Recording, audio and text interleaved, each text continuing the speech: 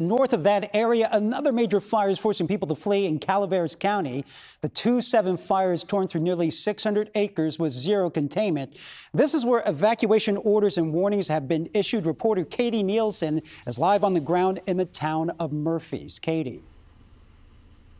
Yeah, Ryan, a very recognizable historic town. We're right in front of the Murphys Hotel, a Gold Rush era building like so many others along Main Street here in Murphys. Half the town evacuated on the south side. Those are mandatory evacuation orders. And on the north side, those are evacuation warnings. That's because the fire line's right now only about a mile from where we're standing.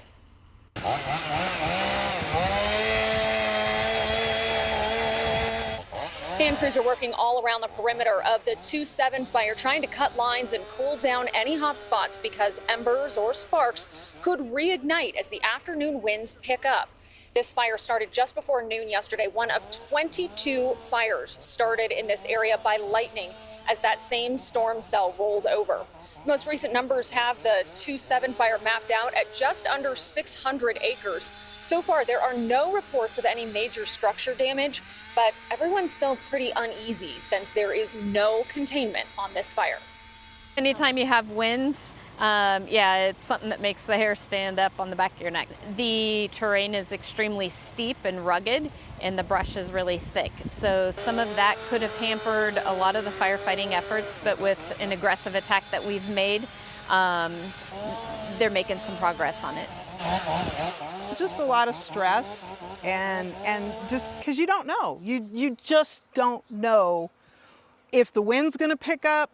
It's going to blow ash, which could start a fire. Even though the fire is over there, it could literally start a fire in this dry grass right here, right? And you might not notice it. And the next thing you know is everything's engulfed. Now, Lori, who you just heard from, obviously had a really difficult day yesterday as she was watching firefighters protecting her homes. Well, we're going to hear more from her tonight at 6 o'clock. But, you know, as we keep talking about, Ryan, so much of this foothill area is steeped in gold rush history, how our state originally came to be populated and eventually founded. And so all of these fires really threatening not just the historic buildings, but also some of these historic landmarks as well. Plus, you have a lot of people who live up here in this area. So some really difficult times for the folks who are up here.